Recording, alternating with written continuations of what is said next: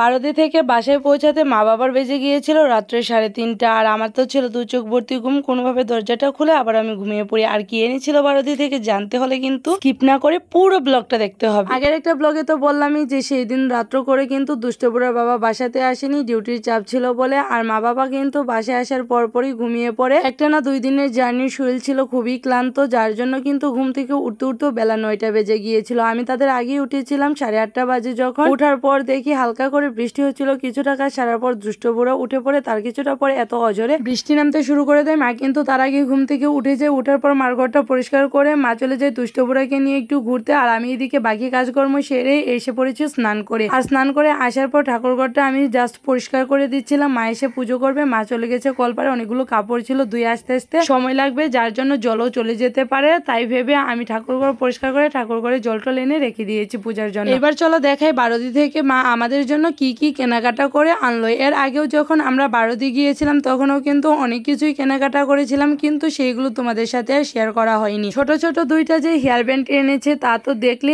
আর এই পলাগুলো এনেছে, পলাগুলো কিন্তু অনেক সুন্দর ছিল আর পলাগুলো আমার খুব পছন্দ হয়েছে। এরকম আরো এক জোড়া এনেছে মার জন্য, সেম ডিজাইনেরই। মারগুলো আবার মা ওইখান থেকে হাতে দিয়ে এসেছিল, যার জন্য আলাদা করে খুলে রেখেছে, আর সেইগুলো তোমাদের সাথে দেখানো হলো না। আর এনেছে ছোট্ট একটা কিউট প্যান্ডেল দেওয়া মঙ্গলসূত্র। এর আগের বারও একটা মঙ্গলসূত্র কিনে দিয়েছিল, তখন টার্সেলটার কালার ছিল নীল। আমি তখন গিয়েছিলাম না মার সাথে ওইখানে কেনাকাটার করার জন্য, মাই কিনে এনেছিল, দেখাচ্ছিল। তারপর বললাম যে টার্সেলটা সাদা আনলে বেশি বেটার হতো, যার জন্য মা কিন্তু এইবার আমার জন্য একটা সাদা টার্সেলের মঙ্গলসূত্র কিনে নিয়ে এসেছে। দুষ্টপুরার জন্য এনেছিল এই খেলনাটা, একটা পাখি হাতে ধরার পর এরকম ভাবে জাম্প করে, আর যখন জাম্প করে তখন ডানাগুলো এরকম ভাবে নড়ে। পাখিটার পিছনে যে পালক আছে তার কিন্তু কিছুটা অংশ দুষ্টপুরা ভেঙেও ফেলেছে আনার পরপরই। আর এই যে এখানে একটা ছোট কিউট লাইট আছে, লাইটটা আবার জ্বলে, কিন্তু আমি আর জ্বালাতে পারছিলাম না, যার জন্য তোমাদেরকে দেখাতে পারলাম না। আরেকটা এনেছে বড় ফুটবল দুষ্টপুরার জন্য। বারোদি থেকে মা বলেছিল যে দুষ্টপুরার জন্য একটা বড় বল কিনেছে, তার আবার সেই কথাটা কি রকম ভাবে জানি মনে রেখেছিল। তার ঠামিকে বলতেছিল যে বল কই বল। এগুলো এনেছিল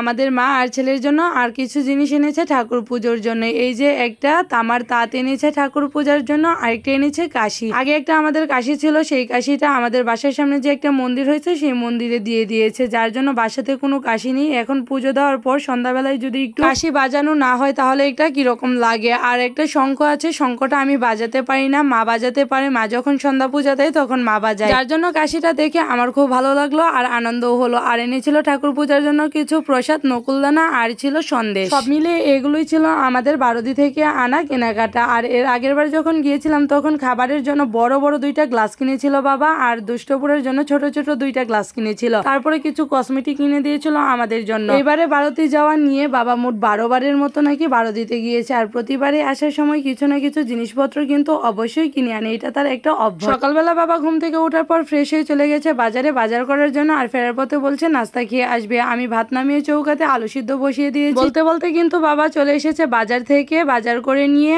আর এই যে কি কি বাজার এনেছিল সেইগুলো তোমাদেরকে একটু দেখাই, দাঁড়াও। এই যে এই ব্যাগে মাছ ছিল, বলতেছিল মাছগুলো বের করে নিতে। দেখাই যাচ্ছে ভিতর থেকে যে ইলিশ মাছ ছিল, আরো সাথে কি কি জানি মাছ ছিল, আগে বের করে নি, ওয়েট করো। ইলিশ মাছ ছিল, আর ছিল কিছু ছোট মাছ, আরেকটাতে ছিল কিছু পোনা মাছ। আর এই যে লেবু নিয়ে এসেছে, ওইগুলার ভিতরে করে 2টা ডিম সিদ্ধ দিয়েছিলাম, একটা দাদুর আর একটা দুষ্টপুরার জন্য। 3টে ইলিশ মাছ ছিল, তার মাঝে 3টাই কিন্তু ফ্রিজে রেখে এসেছি। বাকিগুলো মাছ যা ছিল সেইগুলো রান্না করা হবে। আর দুষ্টপুরার ডিমটা থেকেও অর্ধেকটা ডিম নিয়ে কিছুটা ভাতের সঙ্গে মিশিয়ে নিয়েছি, দেখা যাক তাকে খাওয়ানো যায় নাকি। এদিকে গাবলা ভরে সবজিগুলো নিয়ে এসেছি ফ্রিজে রেখে দেওয়ার জন্য। কিছু সবজি আবার বাইরে রেখে এসেছি যেগুলো রান্না করা হবে। আর ফ্রিজের ভিতরে তো সব সবজি টবজি দিয়ে এমনিতেই বুঝাই করা, তার মাঝে কিছু ছিল শাক পাতা, সেই জন্য কিন্তু ফ্রিজ আরো বেশি বুঝাই করা দেখা যাচ্ছিল। তারপর সেইগুলো রেখে দুষ্টপুরার ভাতটা নিয়ে এবার দুষ্টপুরাকে লাড্ডু বানিয়ে বানিয়ে তার হাতে দিচ্ছি, আর সে পুরো বাড়ি জুড়ে ঘুরে ঘুরে কিন্তু সেই লাড্ডু মাখা ভাতটা খাচ্ছে। এই প্রথমবার তাকে এরকম ভাবে ভাত খাওয়াতে সাকসেসফুল হলাম। অনেকগুলোই ভাত নিয়েছিলাম, মোটামুটি সবগুলোই কিন্তু খেয়েছে।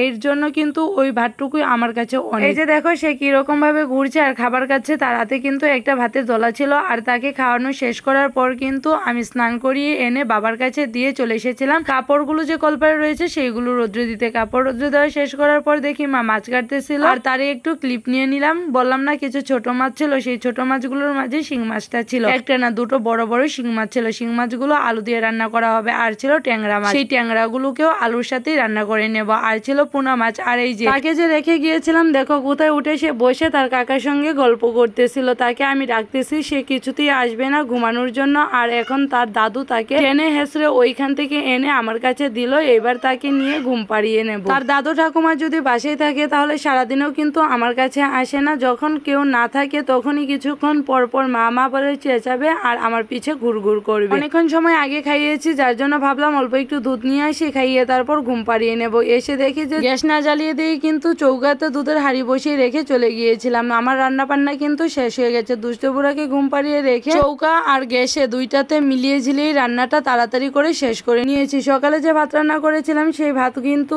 সববার হবে না, ওই রকম ভাবে চাল দেওয়া হয়নি, শুধু সকালে খাওয়ার জন্যই দিয়েছিলাম। আর ওইখান থেকে শুধু মাকেই ভাত দিয়েছিলাম। বাবা তো সকালবেলার হোটেল থেকে নাস্তা করে এসেছিল আর আগের দিনে কিছু পান্তা ভাত ছিল, সেইগুলোই কিন্তু আমি খেয়ে নিয়েছিলাম। আর এখন ঘড়িতে বাজে 3:30টার মতো। বাবা স্নান করতে চলে গেছে। দুষ্টপুরা বাবা স্নান করে এসে একটু বাইরেতে গিয়েছে, আমি আগে তার জন্য ভাত বেড়ে রেখে দিয়েছি। ওইদিকে আবার দাদুকেও খাবার দিয়ে নিয়েছি, দাদু খাবার খাচ্ছে, বাবা আসলে বাবাকেও খাবার দিয়ে নিব। রান্নার সময় তো কোনো রকম ক্লিপ নিতে পারিনি, যার জন্য এখন করে সব কয়টা রান্না আমি তোমাদের সাথে শেয়ার করে নিলাম। আলু দিয়ে এই যে শিং আর ট্যাংরা গুলোকে ঝোল রান্না করা হয়েছে। আর এইদিকে ভাজাভাজির মাঝে ছিল কাঁকরোল ভাজি, তারপর ছিল ঢেঁড়স ভাজি, লাল শাক, আরো ছিল ছোট মাছের যে পোনা ছিল সেইগুলোকে পেঁয়াজ দিয়ে ভুনা করা হয়েছে। সেটা তোমাদের সাথে শেয়ার করা হলো না। এখন ঘড়িতে বেজে গেছে 5:30টারও প্লাস। তাড়াহুড়া করতে গেলেও কিন্তু সেই খেতে খেতে আমাদের 4টা প্লাসেই বেজে যায়। আরো দেখা যায় যে দুনিয়ার কাজ সেরে আসতে আসতে একদম 5টা বেজে যায়। বাইরের যা কাজটা ছিল সবকিছু সেরে চলে এসেছি ঘরে। আর সকাল থেকে দুপুর পর্যন্তই তো দুষ্টপুরার বাবা ঘুম পেড়েছে, যার জন্য করে বিছানা কয়টা তোলা হয়নি। আর শুধু এই বিছানাই না, সব কয়টা বিছানায় কিন্তু রয়ে গেছে তোলার বাকি। বাইরের কাজগুলো তো কমপ্লিট, এখন ঘরের বিছানা টিছানা তুলে নিলে আমার কাজকর্ম শেষ। আর এই যে এখন আমি একটু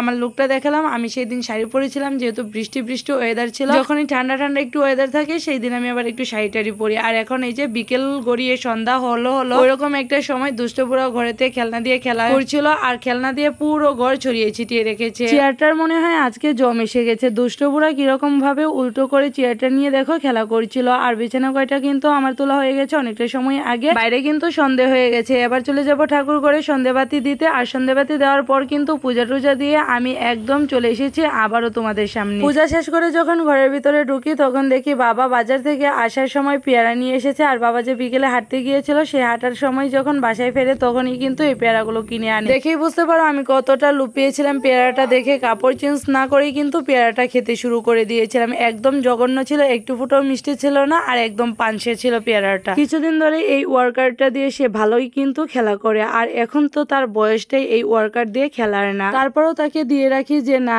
ঘরের ভিতরে থাকুক, সময়টা তারাও কাটবে। আর একটা জিনিস দিয়ে খেলা করলে অন্য কোনো জিনিসের প্রতি আকর্ষণটা তার কম আসবে। কিন্তু আজকে যখন খেলতে থাকে হঠাৎ করে সে এত পরিমাণে এইটার উপরে জাম্প করে, যার জন্য কিন্তু এই দেখো নিচের স্প্রিংটা ছোটে একদম ভেঙে নিচের অংশটা পড়ে যায়। তারপর তো আমাকে ডেকে আনার পর দেখলাম যে টেনে উপরের দিকে উঠাতে চাই, কিন্তু সেইটা আর উঠছে না। এই যে স্প্রিংটার জন্য কিন্তু উপরের দিকটায় উঠে আবার নামে, এই জায়গাটাই সে ভেঙে ফেলেছে, যার জন্য আর এটা ঠিক হবে বলে মনে হচ্ছে না। এই যে দাদু বসে অনেকক্ষণ ধরেই ঠিক করতে যাচ্ছিল, আর ঠিক করাও যাচ্ছে না, আর একদম ভেঙে চুরমার হয়ে গেছে। সে এত পরিমাণে জাম্প করে তার শরীরে পুরো ভরটা গিয়ে ওইখানে পড়ার পর একদম ছোটে চলে আসে নিচের অংশটুকু। অনেক শখ করে কিন্তু দুষ্টপুরের বাবা এই ওয়ার্কারটা কিনে এনে দেয়। আর যখন কিনে এনে দেয় তখন কিন্তু দুষ্টপুরা এটাতে চড়ার মতো বয়সই না, আর উঠার বাউই জানে না, এরকম একটা সময় ছিল।